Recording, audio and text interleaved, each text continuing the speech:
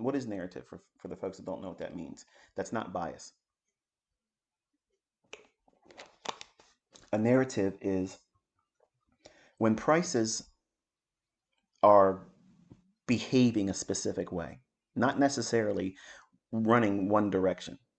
Okay, narrative many times is going to a direction for the purposes of creating a event, then a real move takes place. That's narrative. Okay, so it's kind of like a game plan. Um, I think of it like a football player's coach. Okay, he teaches these players, and folks, listen, I'm not a sports fan. I don't fucking like football. I don't like any kind of sport like that. But I do understand that a coach teaches his players or her players a set of plays. Okay, you player A and you player B, you run this direction and you run that direction, and you as a quarterback, you pass it to this person over here that no one will be paying attention to, and hopefully they can run to the goal. Okay, they don't just have one model, they don't have one play.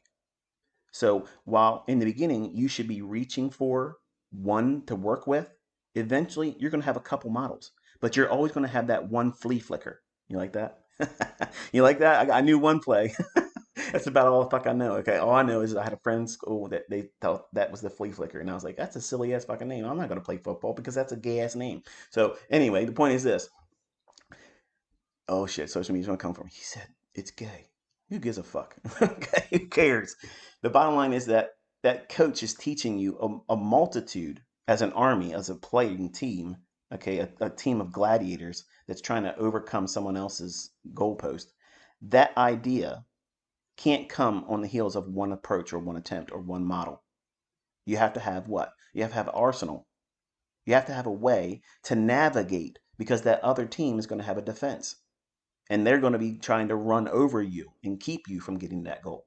So when we're looking at a narrative, I'm teaching you how you have to anticipate the likely scenarios. It's not a single scenario all the time. There's some times where I would be willing to expect or anticipate price behaving a specific way for this function to unfold in price. Run up to go into buy side. Why? Why would it want to go up the buy side? To take those participants out of the marketplace that were short or trick them into being going long for the very explicit purposes of going lower. To take that liquidity, use it as a counterparty to handshake with it and go lower and do what? Buy at a lower price below an old low where sell stops are resting and you have willing participants to sell to you at a low price. That's narrative. Bias, what makes the differentiation between bias and narrative? Narrative is a ebb and flow, a rhyme and reason. Bias is a one directional premise. It's going up or it's going down. That's it. Now, narrative is the first thing that's required. Then once it gets to that event driven price and time, then you have a bias. The bias is now bearish. The bias is now bullish. But prior to bias, there has to be a narrative that's understood by you. If you're sitting down in front of your charts instantly, okay, with no pretense or expected, what price may should do higher or lower, and you like, oh, I'm going to go in and start trading, you're gambling.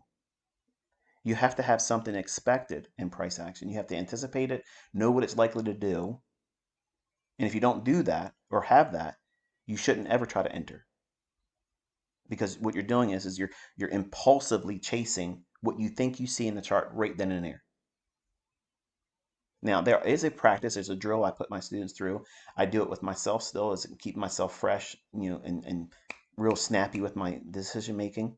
And I teach my sons to look at it this way too, where they'll tell me a time frame, just come off the cuff with some kind of random number, and whatever that number is, I put that in as the time frame, and I have to immediately, as soon as the chart opens up when the markets are live, I tell them, okay, as soon as it opens up, it's there.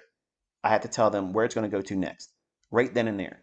That's a real fun thing to do, and it's fascinating to them when they see I'm right. But the few times that I'm wrong, it's okay. It's okay, and that's what it's going to be like for you when you first start to use these concepts. Sometimes it's going to work, and the few times that you're going to struggle with it, you need to see past it because everything is going to be, far from 100%.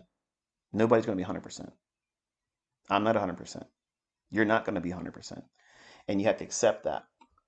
So the way you accept it, the way you navigate price, the way you build a model and trust that model is having the understanding of a narrative in price. Why will price likely do a specific thing? And why shouldn't it do another thing? And by having that as the beginning foundations to what and why you're trading, then you can trust a bias. See, that's the part that all of you say, if ICT could just teach me how to know the bias and I could trust the bias all the time, I would make money. That's bullshit. You would screw it up somewhere else. You would rush to get in. You wouldn't use a stop loss, and normal static volatility would squeeze against you, and you'll close the trade, and then it'll go in where you thought it was, and you'll blame me or blame the concepts don't work. When they do, you just are fucking up. The idea of looking for bias is not the answer. Narrative is. Why should it behave a specific way? Why should it go to a specific pool of liquidity? Why should it reprice to an inefficiency? Because that's all it's doing. That's all price is doing. But if you try to go around or circumvent the need to determine a narrative, and you're trying to derive a bias without that stage or step in the process, that's why you're having a hard time determining bias. That's the missing part.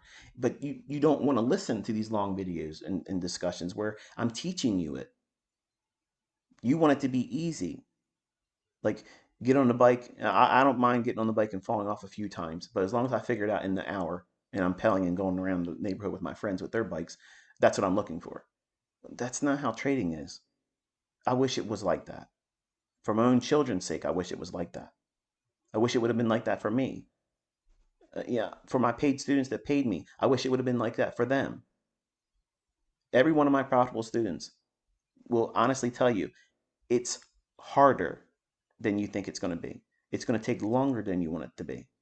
But if you want it, you'll submit to it and you'll get there at the right time.